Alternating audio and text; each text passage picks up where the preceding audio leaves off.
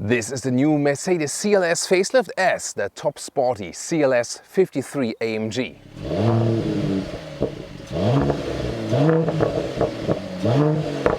Let's go with the changes here. New front grille. Before it had a horizontal fin like this, now vertical fins and a more open front grille, A-form, so wider in the lower part, definitely more massive.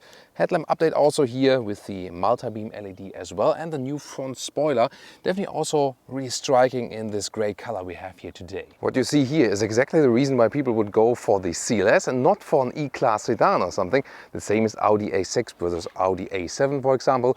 Or if you compare Porsche Panamera, they all have these falling rooflines here, making it a sensual shape.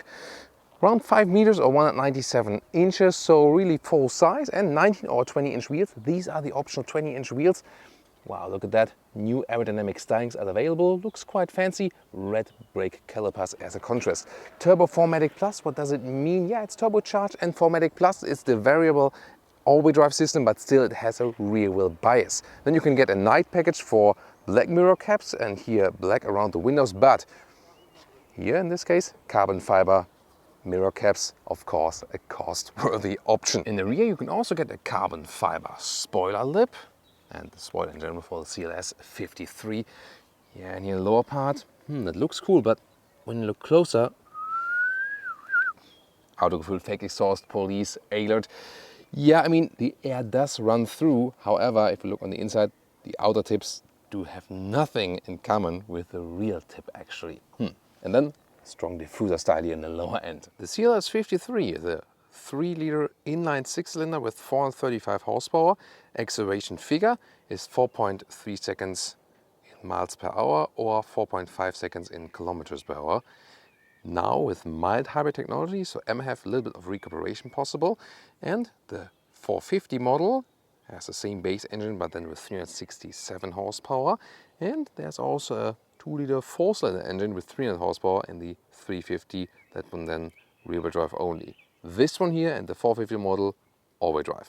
In Europe we also get diesels for the CLS, 2-liter or 3-liter diesel, but do you really want a CLS with a diesel? I'm not so sure about it. What do you think? And this one here would be a CLS 450 AMG-Line.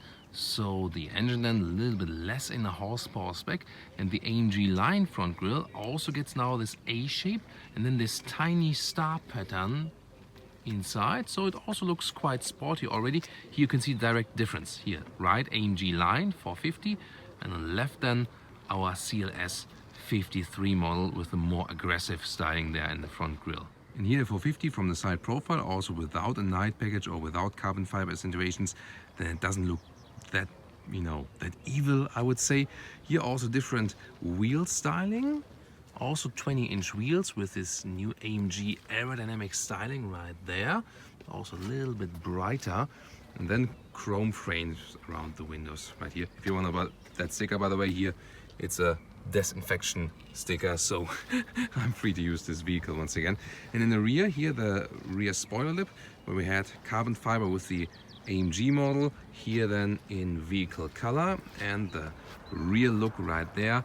Oh yeah, also fake exhaust tips, a little bit more subtle, but still, yeah, about that. Khaki, this is still the classic one, I really like it. Slim and not too heavy. Then the door closing sound.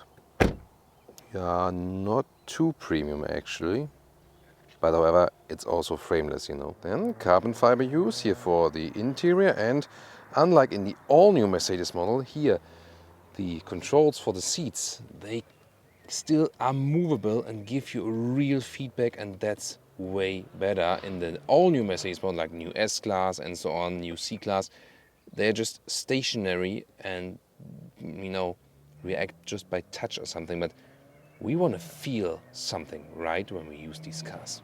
The sport seats here are standard and they're not too uncomfortable actually, and as standard in the 53 model from the CLS would come with Dynamica microfiber on the inside all the way and Artico leather red on the outside, so even animal free. This one here is the optional animal skin package with the Dynamica microfiber. It's even more comfortable and breathable in summer especially.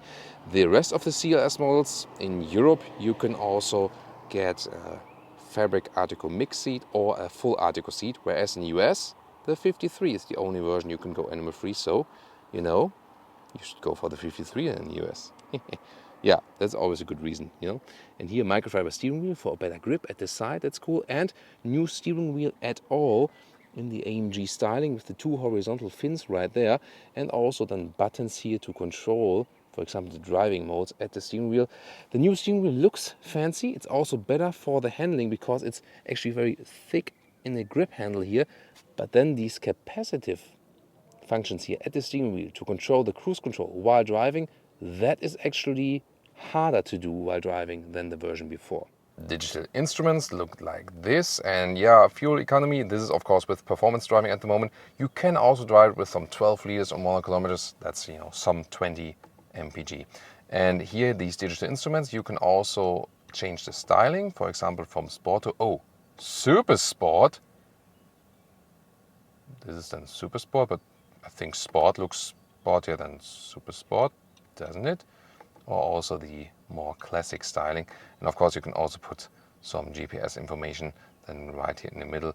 Quite fancy. At the steering wheel you can directly change the driving modes. Ooh, then it gets racy. And the new infotainment system update, MBUX. So the GPS looks then like this, and yeah, CPU power is also quite good. I feel it's better actually than in the all new models. And voice input. Hey Mercedes. Hey Mercedes. How may I help you? Drive me to Berlin. Takes a while, depending on the web connection always. So it can take a little bit longer. Let's see. I am starting route There we guidance go. to Ferrenwald, Berlin. Ah, there we go. Oh my god, this is classic. Berlin. Maybe I was saying Berlin too Englishish or something, but usually MBUX works quite well. Not like with the Google Polestar or Volvo integration or in a Tesla, but then, you know, the next best thing next to it. So Apple CarPlay right there. The integration is a little bit poor because of the bezels left and right. And then the sound system itself, Burmester sound system, woohoo, is really fancy. Love that one. Thanks to the automotive god, we still have manual climate unit here. Yeah, I love to be able to control that while driving actually. Middle console and lower part, carbon fiber cover, and then here space for charging your phone or also inductive charging pad, adaptive cup holders. Then you have this touchpad here. You can also use it as a menu slider or as a home button, but to be able to control it while driving, there I think, you know, a classic turning knob would have been better. There you can also change the driving modes, but at the steering wheel it's actually easier. And then you have the classic split opening here for the armrest with more charging possibilities. And again, the highlight, the round air vents, they give so much styling than this swinging design, and really like it here in the 53 model. Less black piano lacquer, more carbon fiber, yes. Seating position is actually quite comfortable and E-Class alike, and it's always very important with the AMG model not to go for the super sport bucket seat if there's one available, but stick with the base sport seats because they offer more comfort. Then electric control of the steering wheel, also get good grip handle here. And when I put the seat in the lowest position here actually, then with one with 86 or 6.1, there's enough headroom left.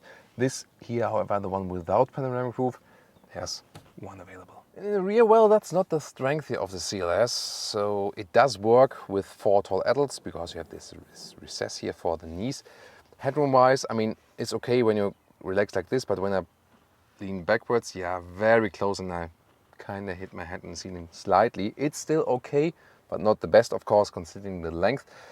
Yeah, not better definitely in the AMG GT 4-door, so have to live with that. But I mean, in the E-Class sedan, it's also not that good either. So, but overall, I think it is bearable, but don't expect too much.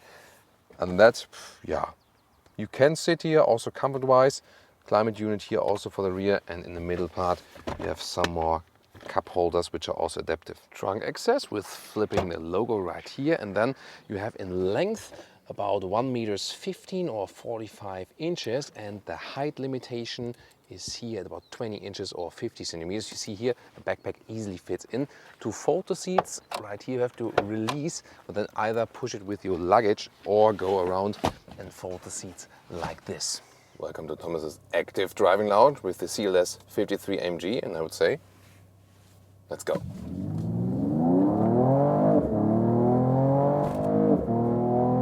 Stop, that's 0 to 100 kilometers an hour or 0 to 60 miles an hour, and impressive, I would say, and very, very smooth. So, whew, that's cool. Oh, there's the Maybach, new S-Class Maybach. Also find that review here in Autogefuehl, and awesome. This 6-cylinder sound is just really great. Wow. Really a lot of joy. You don't need anything else.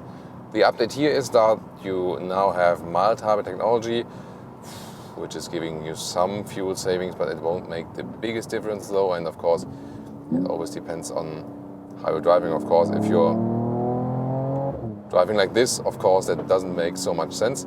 Shifting yourself is a lot of fun here using the shifting pedals, and listen to that. Yeah, that's really a lot of Autogefuehl and great winding roads here. Steering has a good natural feeling. It's not too progressive, it's also not too hard. In the sport mode, you have a little bit more feedback. And the Alcantara or Dynamica, depending on who is manufacturing, so the microfiber steering wheel is really very nice, has a great grip actually. I love that, and even at higher speeds, slalom-like features are really great. The suspension here in the Sport or Sport Plus mode is a little bit stiffer than adaptive suspension, so it also sticks a little bit better to the road.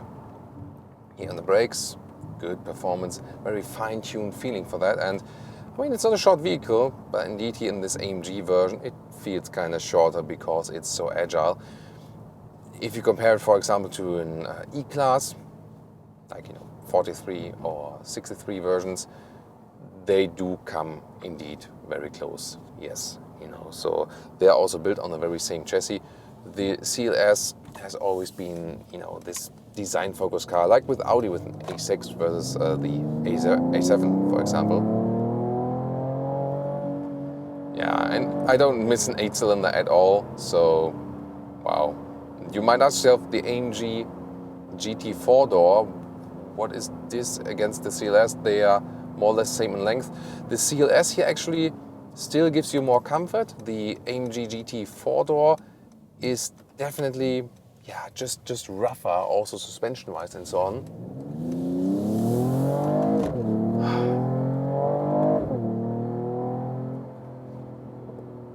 Do I even need to comment that? I think not, but yeah, just pure joy and wow, really, really cool. So once again, the AMG GT 4-door is just stiffer and basically begins somewhat where this one ends. So if you seek more the compromise between sportiness and comfort, the CLS is definitely for you. And I feel that here in this facelift, that the suspension is also a little bit more forgiving, that even in the sports mode, it's delivering better comfort. So if you ask me between CLS and AMG GT 4-door, I would definitely go for the CLS.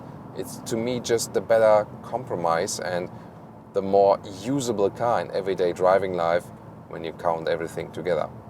Of course there are more usable cars, but still, the fun factor is here the crucial factor with this great engine. MBUX infotainment system update we've shown to you earlier. This can of course be helpful also while driving, because you can use the voice input, for example, and then put in new GPS commands or something. So that's definitely cool. The new steering wheel is somewhat smaller, thicker, with a better grip. Then of course also your microfiber surface is available worldwide as well. So steering input wise, I really prefer this new steering wheel.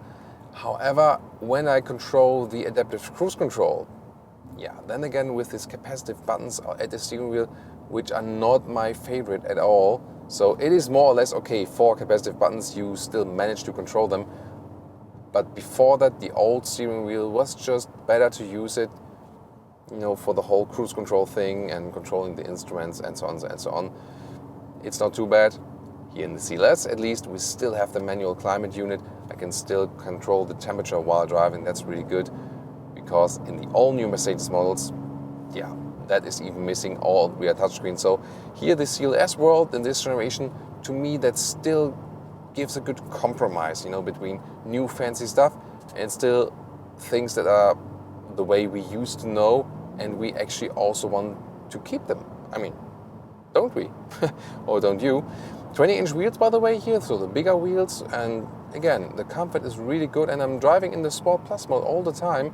Of course, this is then intended to be used when it's also dry, but still having a lot of fun with this one here. And the driving modes, in this case, I can also control at the steering wheel. That's actually a good thing because I don't need to reach down there. And when we are, for example, then here in the comfort mode, then the suspension is even more forgiving, and also the car is more silent, so this additional exhaust note then is appearing in the sports mode only. So this is a great GT, so a sports tourer, I would say. Oh, tunnel, sport mode, sports plus. I missed the tunnel just for a little bit, but still, this is here pure Autogefuehl car feeling. So, oh, this is crucial situation here, against the sun, and then bicyclist up the hill in the corner. Always safety first here. Here we go. Yeah, and there we go. Wow. I think I should. Whoa! Now I can't see anything. But I think I should just continue this. I mean, enjoy this together here with me.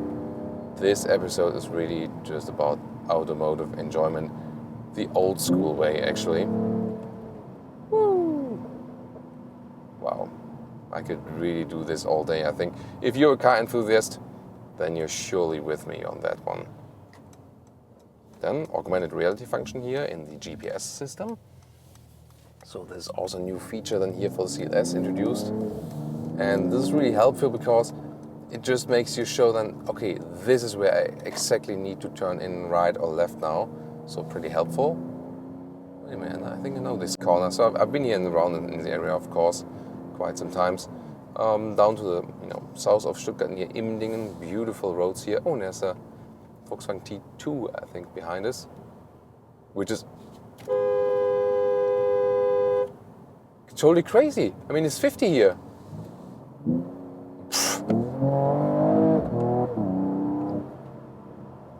Okay, goodbye now, but what the I mean, there was speed limit, and of course I obey the speed limits. I have to obey them because otherwise I lose my driver's license and I lose my job. And this guy was just like running this close behind me. What the hell? It's so dangerous. I don't know what some people are thinking when they're driving. I mean, this is. I mean, even if you drive sporty or have a powerful car, this is not war here. I mean, after all, it's about safety first, and of course, when you have a good sporty car, you can also have fun. But always safety first. Always look out for others. Don't take any unnecessary risk, and yeah.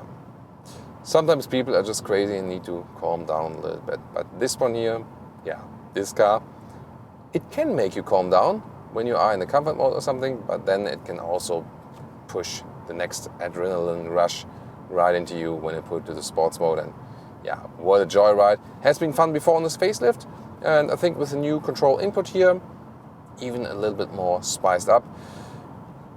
Fuel economy, of course, this one is not good at all with this one here, and the mild hybrid system maybe is bettering that a little bit, but no major changes about that.